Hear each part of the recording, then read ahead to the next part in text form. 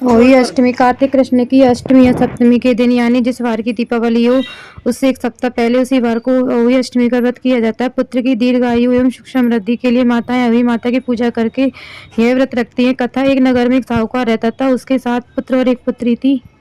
साहूकार के सभी बेटे बेटी विवाहित थे। एक दिन साहूकार के बेटों की बहुएं अपनी ननद के साथ मिट्टी खोदने गई। मिट्टी खोदते समय साहूकार की बेटी से संयोगवश कुदाली साहू के बच्चे को लग गई, जिससे उसकी मृत्यु हुई। अनजाने में हुए इस पाप से बेटी को बहुत दुख हुआ। शाहू को जब ज्ञात हुआ कि इसने मेरे बच्चों को मार डाला है तो उसने ननद की कोख बांधनी चाहिए। तब ननद ने अपनी भाभियों से आग्रह किया कि वे मेरी बजाय कोख बंधवा ले। इस पर 6 बड़ी भाभियों ने कोख बंधवाने से मना कर दिया, लेकिन सबसे छोटी भावज ने ननद के बदले अपनी कोख यह सोचकर बंधवा ली कि जेठानियों के बेटा बेटी भी तो मेरे ही बच्चे के समान होंगे। यदि ननद की कोख बंध गई तो इससे सास को भी दुख होगा। समय बीतता गया और छोटी बहू के साथ जन्मे 7 बेटे एक के बाद एक मरते चले गए। इसे दुखी होकर छोटी बहू ने कई पंडितों को बुलाकर शाहू के हिसाब से मुक्ति पाने के उपाय पूछे। इस पर पंडितों ने बताया कि तुम गऊ की पूजा करो, वह शाहू माता की बहन है, वह कहेगी तो शाहू तुम्हारी कोख खोल देगी। छोटी बहू प्रतिदिन गऊ की पूजा करने लगी।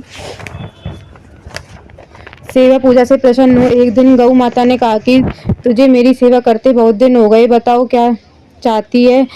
तब साहूकार की बहू ने पूरी घटना गऊ को सुनाते हुए कहा कि शाहू से मेरी कोख छुड़वा दे। गऊ ने कहा कल सवेरे अंधेरे में आना। अगले दिन वह जल्दी गऊ के पास गई, उसे लेकर घने जंगल में शाहू माता के पास आई। शाहू ने गऊ को देखकर कहा, आओ बहन, बहुत दिनों में आई हो, यह तुम्हारे साथ कौन है। गऊ बोली, है मेरी भक्त है और सेवा करती है। तब शाहू बोली, मुझे भी अपने बच्चों की रखवाली के लिए किसी की आवश्यकता है। तब छोटी बहू ने शाहू के बच्चों की रखवाली करने की बात स्वीकार कर ली। वह वहीं रहने लगी। बहू उन सबकी खूब सेवा करती। यह देख एक दिन शाहू बोली, तुम इतनी उदास क्यों रहती हो कि आंखों में आंसू आ गए।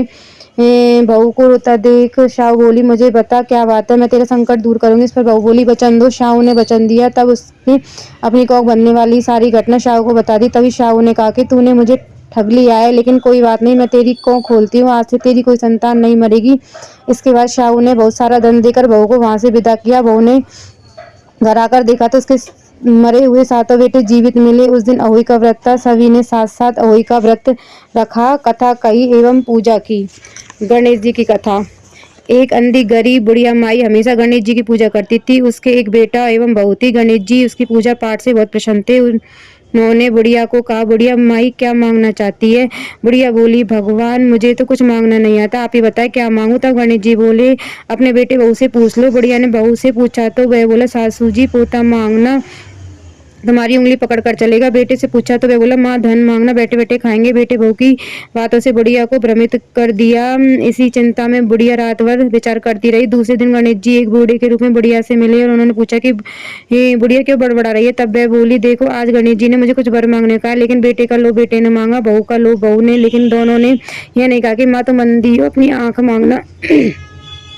तब उस बूढ़े ने बुढ़िया को सुझाव दिया कि माई तुम मांगना, मैं मेरे पोते को सोने के कटोरे में दूध पीता देखना चाहती हूँ। इतना कहकर वह बूढ़ा अंतर्ध्यान हो गया। जब बुढ़िया गणेश जी के पास गई तो गणेश जी बोले, माई मांग क्या मांगते। वह बोली, मैं अपने पोते को सोने के कटोरे में दूध पीते देखना चाहती हूँ, अमर सुहाग मोक्ष चाहते। तथास्तु कहते हुए गणेश जी ने उसे मुंह मांगा वरदान दे दिया।